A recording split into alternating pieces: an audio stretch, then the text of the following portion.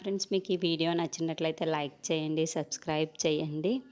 పద్మావతి భోజనం తినకుండా తన రూమ్లో చాలా బాధపడుతూ ఉంటుంది. ఇంతలో అక్కడికి విక్రమాదిత్య వచ్చి భోజనం తీసుకొని వచ్చి, పద్మావతి భోజనం తిను, పద్మావతి నువ్వు తినకపోతే నాకు చాలా బాధగా ఉంది పద్మావతి అని చెప్పేసి అంటాడు. ఆ మాటలు వినగానే అక్కడున్న పద్మావతి అయితే, మీరు ప్రేమగా ముద్దలు కలిపి పెడితే నా మనసులో ఉన్న బాధ కరిగిపోతుంది అనుకుంటున్నారా ఏంటి విక్రమాదిత్య అని చెప్పేసి అంటుంది. ఆ మాటలు వినగానే అక్కడున్న విక్కీ అయితే, ఓహో, నా పేరు పెట్టి పిలిచేంత కోపం నా మీద ఉందన్నమాట.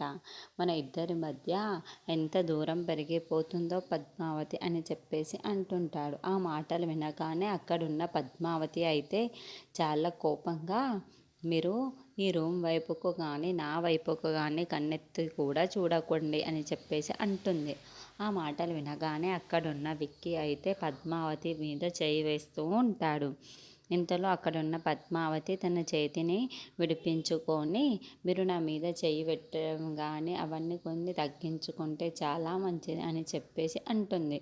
ఆ మాటలు వినగానే అక్కడున్న విక్కీ అయితే చాలా బాధపడుతూ ఉంటాడు. ఇంతలో అక్కడున్న విక్కీ అయితే, ఏంటి పద్మావతి, ఇంతలా బాధ పెట్టే విధంగా మాట్లాడుతున్నావు నువ్వు అని చెప్పేసి అడుగుతూ ఉంటాడు. ఆ మాటలకి అక్కడున్న పద్మావతి అయితే, నాకు కూడా చాలా బాధగా ఉంది అని చెప్పేసి అర్థం కావటం లేదు అని చెప్పేసి అంటుంది. ఇంతలో అక్కడున్న విక్కీ అయితే, పద్మావతి నువ్వు అలా మాట్లాడకు పద్మావతి, నువ్వు అలా మాట్లాడుతుంటే నాకు చాలా బాధగా ఉంది పద్మావతి అని చెప్పేసి అంటూ ఉంటాడు.